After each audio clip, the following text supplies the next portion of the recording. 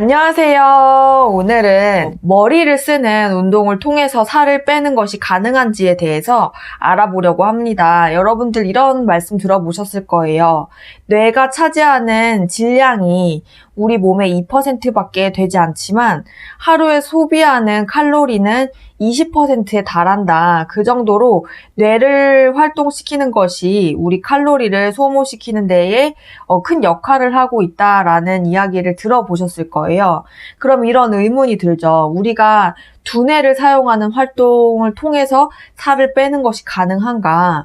우선 결론 먼저 얘기를 드리면 역부족이다 이렇게 말씀을 드리겠고요. 대신에 뇌를 사용하는 이런 운동은 다른 이점이 있어요. 우리 인지 기능을 향상시켜준다라고 하는 다른 기능이 있기 때문에 뇌 활동을 하는 거는 굉장히 중요한 일이죠. 예를 들어서 70kg의 성인을 기준으로 해서 한번 말씀을 드려볼게요. 잠을 자는 수면 시간 30분당 우리 뇌가 23kcal를 소모한다고 합니다. 그러면은 우리가 하루에 평균 8시간 잠을 잔다고 계산을 했을 때 자는 동안에 뇌가 사용하는 에너지 양은 368kcal가 됩니다. 우리가 그냥 잠만 잘 경우에도 에너지를 사용한다는 뜻이에요. 물론 호흡을 하거나 소화를 시키는 데 필요한 기본적인 칼로리를 제외하고 뇌가 사용하는 에너지만을 계산한 건데요. 공부할 때는 어떨까요? 공부할 때는 1040kcal면 우리가 정상적으로 아무 활동을 하지 않았을 때 뇌 사용에 비했을 때 2배에서 3배 사이에 에너지를 소비하는 것으로 볼 수가 있을 것 같아요. 우리가 체중 500g을 줄이기 위해서는 3500kcal를 소모해야 된다라고 합니다.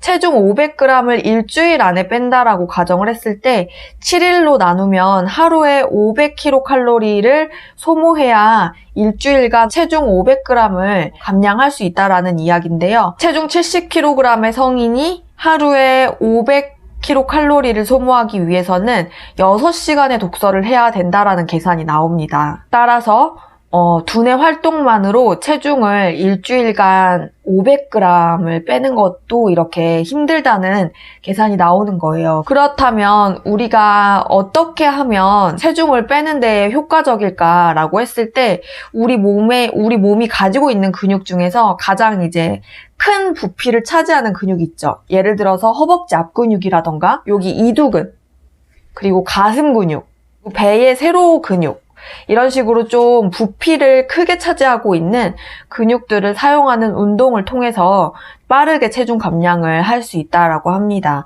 에너지 소모가 가장 크다는 뜻이에요. 그래서 여러분들이 운동을 하실 때도 작은 근육을 사용하는 운동보다는 이런 엉덩이 근육도 굉장히 부피가 큰 근육이거든요. 이런 것들을 활용할 수 있는 운동을 통해서 빠르게 체중 감량을 하실 수 있으면 좋을 것 같고요. 여기까지 우리가 두뇌 활동, 칼로리 소모를 통해서 얼마나 체중 감량을 할 수 있을까에 대한 궁금증이 있으셨던 분들에게 도움이 되셨기를 바라고 다음에 더 유용한 정보로 찾아오도록 할게요. 그럼 오늘은 이만 마치도록 하겠습니다. 안녕!